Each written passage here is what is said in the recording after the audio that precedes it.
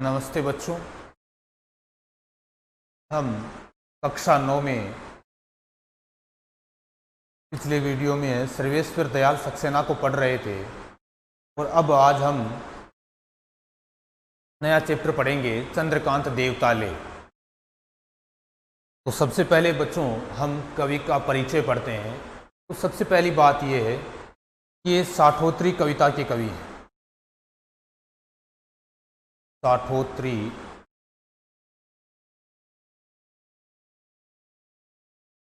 कविता के कवि हैं। हिंदी में बच्चों आपने पढ़ा था छायावादी युग, प्रयोगवादी युग, प्रगतिवादी युग, भक्तिकालीन युग, ऐसे अनेक युग हिंदी साहित्य में होते हैं। तो उसमें ये कौन से युग के हैं? साठोत्री कविता के कवि हैं। अब आप इनका परिचय देखिए। चंद्रकांत देवताले का जन्म 1936 में गांव जोलखेड़ा, जिला बैतूल, मध्य प्रदेश में हुआ। रेखांकित कर लीजिए आप। चंद्रकांत देवताले का जन्म है 1936 ईस्वी में हुआ। कहाँ पर हुआ? मध्य प्रदेश राज्य के बैतूल जिले के जोलखेड़ा गांव में। ठीक है, तो ध्यान में रखना है। जन्म कब हुआ? 1936 को। कौन से गांव में? जोलखेड़ा। कहाँ पर है? बैतूल जिले में, मध्य प्रदेश में। उच्च शिक्षा इंदौर से हुई। इनकी उच्च शिक्षा है वो इंदौर में इन्होंने की तथा पीएचडी सागर विश्वविद्यालय सागर से की। ध्यान में रखना है, उच्च शिक्षा इनकी इंदौर से हुई तथा पीएचडी है वो सागर विश्वविद्यालय सागर से की। साठोत्री हिंदी कविता के प्रमुख हस्ताक्षर देवताले जी उच्च शिक्षा में अध्यापन कार्य से संबंध रहे हैं। इन्होंने अध्यापक की तरह एक अध्यापन कार्य पढ़ाएंगे, एक अध्यापक की तरह है वो रहे हैं। और साठोत्री हिंदी कविता के प्रमुख कवि हैं। प्रमुख हस्ताक्षर का मतलब है प्रमुख कवियों में हैं। अब है देवताले जी की प्रमुख कृतियां कौन कौन सी हैं, उनकी रचनाएं। तो हड्डियों में छिपा जवर, इनकी रचनाओं के नाम है हड्डियों में छिपा जवर, दीवारों पर खून से, दीवारों पर खून से, लकड़बग्गा हंस रहा है, ये इनकी रचनाओं के नाम है। आपको रेखांकित भी करना और याद भी रखनी है। भूखंड तप रहा है, भूखंड तप रहा है, पत्थर की बेंच, इतनी पत्थर रोशनी, उजाड़ में संग्रहालय आदि, ये इनकी रचनाओं के नाम है। तो आपको याद रखना है कि चंद्रकांत देवताले हैं, उनका जन्म 1936 में हुआ। मध्य प्रदेश के बैतूल जिले में जोलखेड़ा गांव में हुआ। उच्च शिक्षा है इनकी वो इंदौर में हुई। पीएचडी उन्होंने सागर विश्वविद्यालय सागर से की। साठोत्री कविता के वो प्रमुख कवि हैं, अध्यापन से ये जुड़े हुए हैं। इनकी प्रमुख रचनाएं हैं हड्डियों में छिपा जवर, दीवारों पर खून से, लकड़बग्गा हंस रहा है, भूखंड तप रहा है, पत्थर की बेंच, इतनी पत्थर रोशनी, उजाड़ में संग्रहालय आदि। फिर है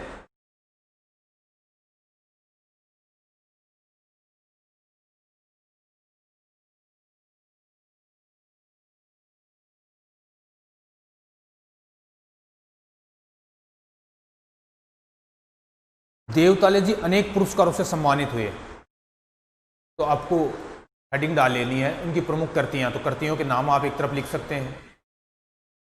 फिर उनके दूसरी हेडिंग डालकर पुरस्कार। तो पुरस्कार उन्हें कौन कौन से मिले हैं तो वो देखिए। माखनलाल चतुर्वेदी पुरस्कार, माखनलाल चतुर्वेदी, हमने एक पाठ पढ़ा था इनका, कैदी और कोकिला। माखनलाल चतुर्वेदी जिन्हें एक भारतीय आत्मा के नाम से जाना जाता था, तो उनके नाम से पुरस्कार दिया जाता है माखनलाल चतुर्वेदी पुरस्कार। वो किसको मिला हुआ है? देवताले जी को, चंद्रकांत देवताले को। मध्य प्रदेश शासन का शिखर सम्मान, मध्य प्रदेश में अच्छे साहित्य के लिए शिखर सम्मान दिया जाता, वो भी इन्हें मिला हुआ है। उनकी कविताओं के अनुवाद प्राय सभी भारतीय भाषाओं में और कई विदेशी भाषाओं में हुए हैं। उनकी कविताएं जो हैं उनका अनुवाद करके भी वो प्रचलित हैं। अनुवाद प्राय भारत की सभी भाषाओं में हुआ है। चंद्रकांत देवताले ने जो हिंदी में काव्य रचनाएं की हैं उनका अनुवाद लगभग सभी भाषाओं में किया गया है और विदेशी भाषाओं में भी हुआ। तो एक कवि के लिए बड़ी उपलब्धि है। उनकी रचनाएं हैं वो बड़ी लोकप्रिय हैं, इसलिए हर भाषा में इनकी रचनाओं का अनुवाद किया गया है। देवताले की कविता की जड़ें गांव कस्बों, इनकी जो कविता की जड़ें हैं वो गांव कस्बों यानी जमीन से जुड़े हुए कवि थे। गांव कस्बों और निम्न मध्यम वर्ग के जीवन में इनकी कविताओं की जड़ें, अर्थात इन्होंने अपनी काव्य रचनाएं हैं वो गांव कस्बों, निम्न मध्यम वर्ग है, उनके जीवन से संबंधित उनको क्या परेशानियां हैं, उनको अपनी कविताओं में उन्होंने उजागर किया है। उसमें मानव जीवन अपनी विविधता और विडंबनाओं के साथ उपस्थित हुआ है। कवि में जहाँ व्यवस्था की कुरूपता के खिलाफ गुस्सा है, वहीं मानवीय प्रेम भाव भी है। इनमें व्यवस्था के खिलाफ बड़ा गुस्सा भी है कि जो व्यवस्थाएं हैं, चाहे वो राज की व्यवस्थाएं होती हैं, वो ढंग से नहीं होती हैं, अर्थात जो निम्न वर्ग है गांव में, समाज में, उन तक उनकी व्यवस्थाएं हैं वो ढंग से पहुंच नहीं पाती, तो उनके खिलाफ गुस्सा भी उन्होंने अपनी कविताओं में उतारा है। और मानवीय प्रेम भाव भी है, मनुष्य से के प्रति प्रेम भाव भी इनकी कविताओं में झलकता है। वह अपनी बात सीधे और मार्क ढंग से कहता है। कवि अपनी बात सीधे और बहुत ही दिल को छूने वाले ढंग से वो कहते हैं। कविता की भाषा में अत्यंत पारदर्शिता और एक विरल संगीतात्मकता दिखाई देती है। इनकी भाषा वो बिल्कुल पारदर्शी भाषा है, साफ सुथरी भाषा और एक संगीत के रूप में गाई जाने वाली सी भाषा कवि हैं वो अपने कविताओं में लिखते हैं। फिर बच्चों, हम इनकी जो कविता हमारे सिलेबस में है उसके बारे में हम थोड़ा सा देखें।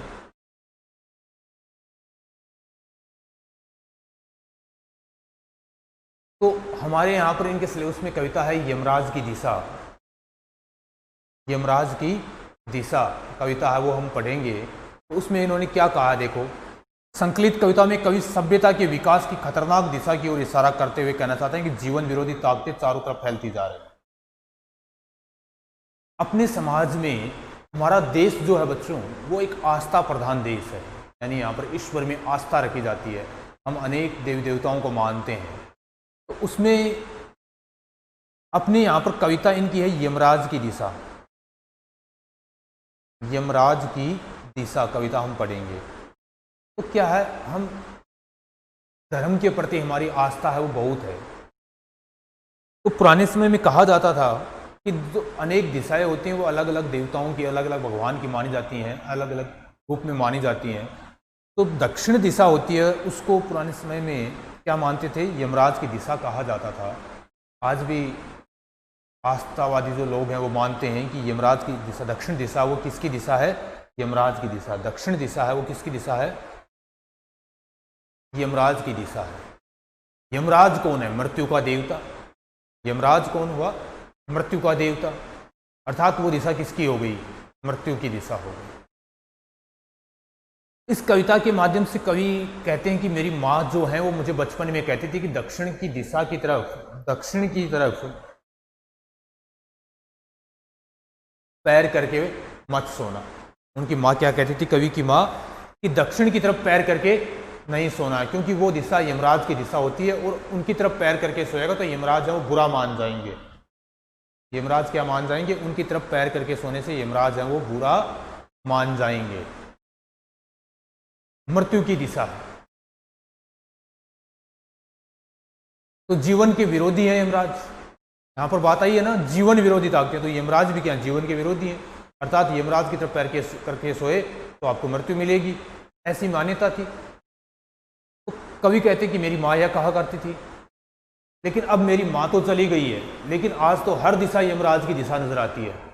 यानी आज क्या है, शोषण करने वाले, गरीब लोगों का शोषण करने वाले, आजकल मुख्य समस्या क्या हो गई है उसकी तरफ कवि हमें इशारा कर रहे हैं कि लोग हैं वो धन कमाने में इतने व्यस्त हो गए हैं कि वो धर्म अधर्म सब कुछ भूल गए, भला बुरा ये सब कुछ भूल। पैसा चाहिए, उसके लिए वो कुछ भी कर सकते हैं।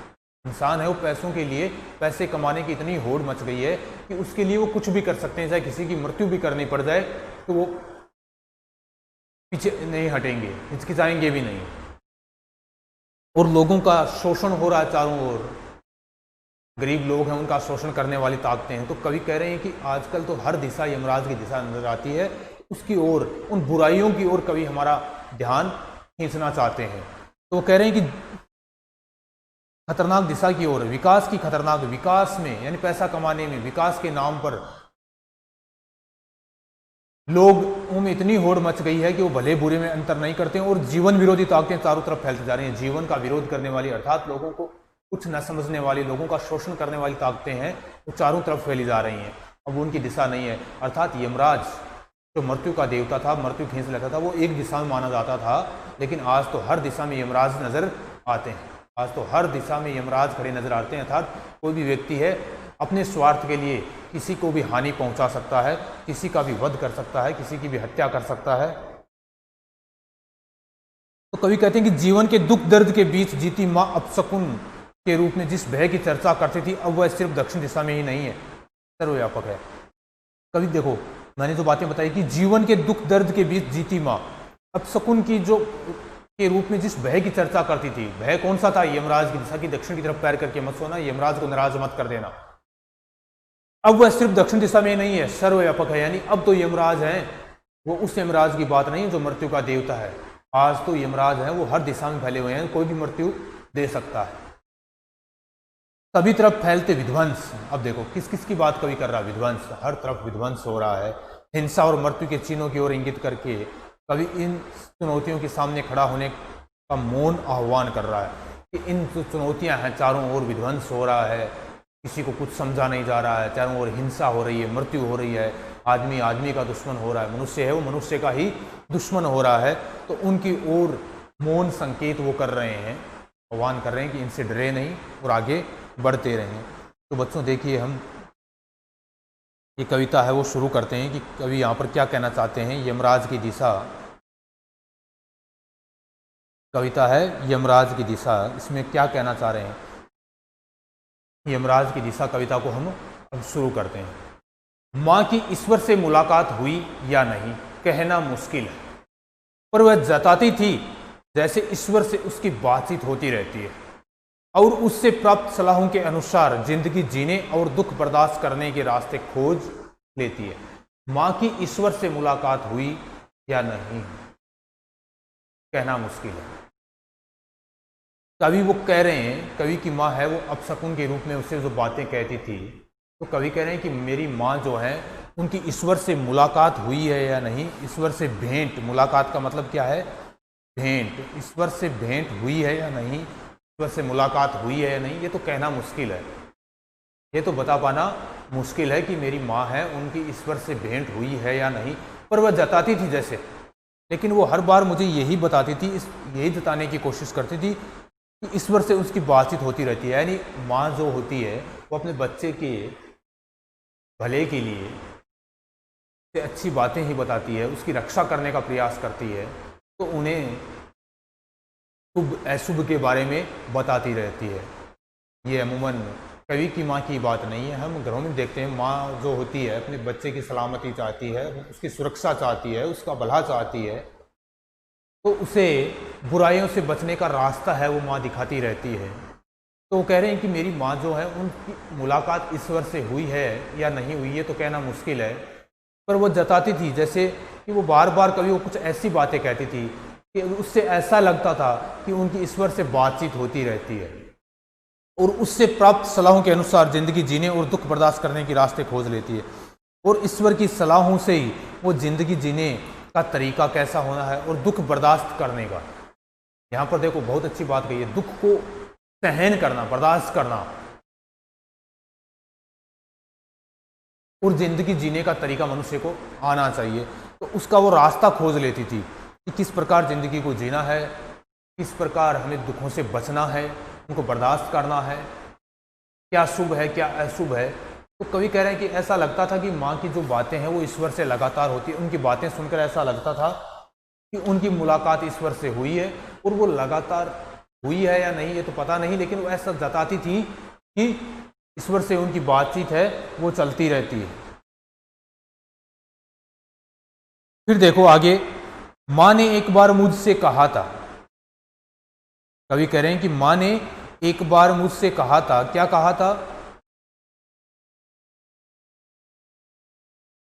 कि दक्षिण की तरफ पैर करके मत सोना, वह मृत्यु की दिशा है, और यमराज को क्रोध करना बुद्धिमानी की बात नहीं है। तो कवि कह रहे हैं, कवि को ऐसा क्यों लगता था कि उनकी माँ की मुलाकात है वो ईश्वर से हुई है या नहीं हुई है, लेकिन वो जताती थी। तो वो कहते हैं कि माँ ने एक बार मुझसे कहा था, कि मेरी माँ ने मुझसे एक बार कहा था कि दक्षिण की तरफ पैर करके मत सोना, कि दक्षिण दिशा जो है उस दिशा की तरफ पैर करके कभी मत सोना, वह मृत्यु की दिशा है। तो कवि की माँ ने कवि को दक्षिण की तरफ पैर करके न सोने की सलाह क्यों देती है? क्योंकि वो कहती थी कि वो दिशा किसकी है? मृत्यु की दिशा है। मृत्यु की दिशा अर्थात यमराज की दिशा है, और यमराज को क्रुद्ध करना, उन्हें क्रोधित करना बुद्धिमानी की बात नहीं है। यमराज को क्रोधित करना बुद्धिमानी की बात नहीं है, क्योंकि यमराज है वो मृत्यु के देवता हैं। तो अगर उनसे की तरफ पैर करके सोने से अगर वो क्रोधित होते हैं तो वो कभी भी मृत्यु दे सकते हैं। तो यहां पर क्या है? कहना मुश्किल है, कवि के विश्वास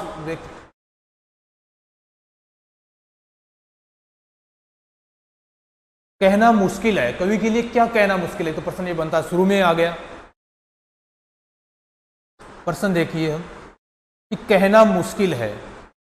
अब कवि के लिए क्या कहना मुश्किल है? कि उनकी माँ है, उनकी बातों से ऐसा लगता था, वो उन्हें ईश्वर के बारे में या शुभ अशुभ के बारे में अनेक बातें बताती थी। प्रश्न बन रहा है यहाँ पर एक कि कहना मुश्किल है, तो कवि के लिए क्या मुश्किल है? तो मुश्किल ये है कि कवि की माँ है वो शुभ अशुभ के बारे में उन्हें बहुत सारी बातें बताती थी। तो कवि कहते हैं कि क्या उनकी ईश्वर से बातचीत होती थी, भेंट हुई है, यानी मुलाकात हुई है या नहीं हुई, ये कहना कवि के लिए क्या था? मुश्किल था। दूसरा, हम जिंदगी जीने के क्या तरीके हो सकते हैं? जिंदगी जीने और दुख बर्दाश्त करने के रास्ते खोज लेती है। तो जिंदगी जीने के क्या तरीके हो सकते हैं? जिंदगी जीने के क्या तरीके हो सकते हैं? यहाँ पर एक अच्छा प्रश्न बनता है कि जिंदगी जीने के क्या तरीके हो सकते हैं। मैंने आपको बताया भी था कि आपको एक पद्यांश दिया जाएगा पाठ्य पुस्तक में पढ़ा हुआ, और उसके नीचे प्रश्न दिए जाएंगे, उन प्रश्नों के उत्तर आपको करने होंगे। उस पद्यांश में से कुछ प्रश्न, इसीलिए मैं बार बार आपको प्रश्न है वो बता रहा हूँ। कोई प्रश्न आ सकता है, कहना मुश्किल है, यहाँ से बन गया, क्या कवि के लिए क्या कहना मुश्किल है। दूसरा ये बना सकते हैं कि जिंदगी जीने का, जैसे यही पद्यांश ऊपर से आ जाए और हमने जितना पढ़ा तो उसमें से क्या क्या प्रश्न बन सकते हैं। तो जिंदगी जीने के क्या तरीके हो सकते हैं? तो जिंदगी जीने के यही तरीके हैं कि सुख है वो हमें अपने लोगों के बीच, अपने रिश्तेदारों के बीच, अपने परिवार के बीच बांटना चाहिए, और दुख को हमें बर्दाश्त कर लेना चाहिए। फिर है, दक्षिण दिशा किसकी मानी जाती है?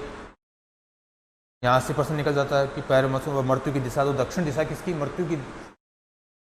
दक्षिण दिशा किसकी मानी जाती है? तो दक्षिण दिशा वो मृत्यु की मानी जाती है, अर्थात यमराज की मानी जाती है। तो उसकी माँ ने यमराज के निवास के बारे में कवि को क्या बताया? यमराज को क्रुद्ध करना बुद्धिमानी की बात क्यों नहीं है? फिर चौथा प्रश्न ये बना सकते हैं कि माँ ने कहा कि यमराज को क्रुद्ध करना बुद्धिमानी की बात नहीं है। तो यमराज को क्रुद्ध करना बुद्धिमानी की बात क्यों नहीं है? क्योंकि यमराज है वो मृत्यु के देवता हैं, और उनको अगर क्रोधित करेंगे तो वो हमें सजा के रूप में क्या दे सकते हैं? मृत्यु दे सकते हैं। तो बच्चों, हमने जो ये पढ़ा है एक बार फिर देखते हैं। कवि कह रहे हैं कि माँ की ईश्वर से मुलाकात हुई है या नहीं, कहना मुश्किल है। कवि कह रहे हैं कि मेरी माँ की ईश्वर से बातचीत हुई है या नहीं हुई है, ईश्वर से भेंट उनकी हुई है या नहीं हुई है, तो कहना मुश्किल है। पर वह हमेशा वह जताती थी जैसे ईश्वर से उसकी बातचीत होती रहती है, लेकिन वो अपनी बातों से, अपने अनुभव से ये जताती थी कि जैसे ईश्वर से उनकी लगातार बातचीत होती रहती होगी, और उससे प्राप्त सलाहों के अनुसार जिंदगी जीने और दुख बर्दाश्त करने के रास्ते खोजे। और उन्हीं की सलाहों से ईश्वर में, लोग क्या होते हैं, हम भारतवासी हैं वो आस्थावादी हैं, भारत के लोग हैं, आस्था है, धर्म के प्रति आस्था होती है, हम ईश्वर को मानते हैं। तो उनकी बातों पर भी हम जो कुछ सुनते हैं उनके बारे में, जो कुछ पढ़ते हैं हम ग्रंथों में, तो उनको हम स्वीकार भी करते हैं। तो उनसे एक चीज़ तो अच्छी होती है, वो क्या होती है? आपस में भाईचारा बना रहता है। लोग धर्म के नाम से थोड़ा डरते हैं, वरना कंट्रोल करना मुश्किल हो जाता है लोगों को। ईश्वर है या नहीं है, तो यदि हम चर्चा करें तो ईश्वर है या नहीं, उसमें अलग अलग तर्क मिलेंगे। जो आस्थावादी है वो ईश्वर को जताने का प्रयास करेगा, और जो नास्तिक है, जो ईश्वर को नहीं मानता है, वो ईश्वर के न होने का आभास हमें करवाएगा। लेकिन धर्म में आस्था से एक मुख्य चीज़ ये होती है कि लोगों को कंट्रोल किया जा सकता है। पुलिस नहीं कर सकती उतना कंट्रोल है वो धर्म कर देता है। क्योंकि हम कोई भी कार्य करते हैं, गलत कार्य करते हैं, गंदा कार्य करते हैं, तो मन में एक आवाज़ ज़रूर आती है कि कोई देख रहा है या नहीं देख रहा है। तो फिर हम सोचते हैं मनुष्य तो नहीं, लेकिन ऊपर भगवान तो देख रहा है। तो धर्म के नाम से हमारे मन में एक डर सा रहता है। उस डर से, वो डर जो है हमें पाप करने से, बुराई करने से रोकता ज़रूर है। तो उन्हीं की सलाहों से कवि कहते हैं कि मेरी माँ है वो ज़िंदगी जीने के तरीके और दुख बर्दाश्त करने के रास्ते है वो खोज लेती है। कवि कहते हैं कि माँ ने एक बार मुझसे कहा था कि दक्षिण की तरफ पैर करके मत सोना। कवि कह रहे हैं कि मेरी माँ ने मुझसे एक बार कहा था कि दक्षिण दिशा की तरफ पैर करके कभी मत सोना, क्योंकि वह मृत्यु की दिशा है और यमराज को क्रोध करना, उन्हें क्रोधित करना कोई बुद्धिमानी की बात नहीं है। यमराज को क्रोधित करना बुद्धिमानी की बात नहीं है। तो बच्चों, इससे आगे का जो चैप्टर है यहाँ तक आप ध्यान से पढ़ेंगे। मैंने आपको बताया कवि परिचय है, वो भी आप ध्यान से पढ़ेंगे कि आगे का जो है वो हम अगले वीडियो में देखेंगे। लेकिन आप कवि परिचय है वो ध्यान से पढ़ेंगे, 2-3 बार उसको पढ़ेंगे। कौन कौन से प्रश्न बनते हैं आप भी बनाने की कोशिश करिए, उनके उत्तर खोजने की कोशिश भी आपको करनी है। कविता में मैंने जैसे बताया कि जितना मैंने पढ़ाया उतना एक पद दे दिया, परीक्षा में आएगा। व्याख्या नहीं, व्याख्या की जगह आपको एक गद्य का पद मिलेगा और एक पद्य का। अपठित ही नहीं, अपठित तो आपको मिलेगा ही मिलेगा। 2 पद्यांश आएंगे, एक पठित आएगा, एक अपठित आएगा। पठित में आपकी पाठ्य पुस्तक से आएगा और उसके नीचे 4 प्रश्न दिए हुए रहेंगे, उनके उत्तर आपको लिखने हैं। तो आप इस चैप्टर पढ़ते हैं तो साथ साथ नोट भी करते रहिए कुछ, ताकि आप आसानी से उन प्रश्नों के हल कर सकें और प्रश्न बनाने की आपको कोशिश भी करनी है।